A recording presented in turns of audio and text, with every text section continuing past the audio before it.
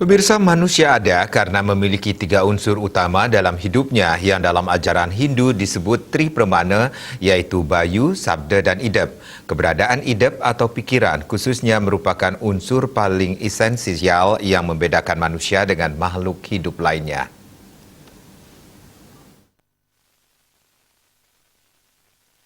Guru Besar Prodi Pendidikan Bahasa Inggris Nimade Ratminingsih menjelaskan Bayu adalah tenaga, tanpa tenaga manusia tidak akan bisa bernafas dan tentunya tidak bisa hidup.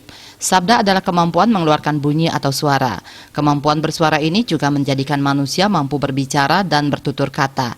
Filsuf terkenal Prancis René Descartes menegaskan teorinya cogito ergo sum yang berarti bahwa aku berpikir maka aku ada.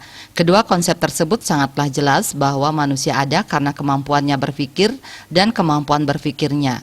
Inilah yang menyebabkan manusia mampu ada atau being dan mengada atau menunjukkan eksistensinya. Dengan teorinya tersebut sesungguhnya Descartes ingin mengajari kita bahwa untuk mencari kebenaran kita perlu lebih awal meragukan atau mempertanyakan semua hal. Dengan cara demikian kita bisa membersihkan diri dari prasangka dan kesalahan. Pendidikan menjadi fondasi dalam mengasah kemampuan berpikir manusia.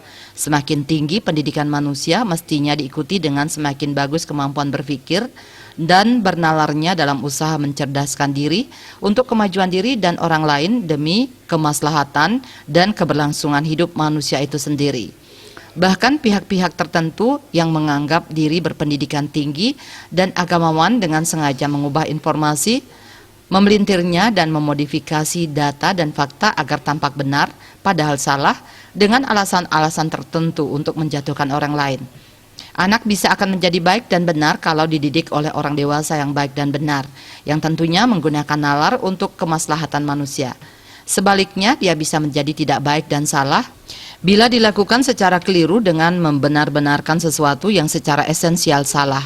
Oleh karenanya, tugas orang dewasa yaitu orang tua dan pendidik di level informal, formal, dan non-formal untuk selalu membimbing anak-anak untuk mengembangkan pola berpikir yang bernalar dengan menggunakan akal sehat, sehingga tidak malah menyesatkan dan menghancurkan mereka. Kemampuan berpikir adalah kemampuan berpikir analisis untuk mencari kebenaran secara saintifik yang juga dilandasi oleh ajaran agama dan ajaran kemanusiaan sehingga manusia mampu bereksistensi, yaitu bermanfaat bagi dirinya sendiri, orang lain, masyarakat, bangsa dan negara dalam melangsungkan kehidupan yang harmonis di alam semesta. Bali Pos melaporkan.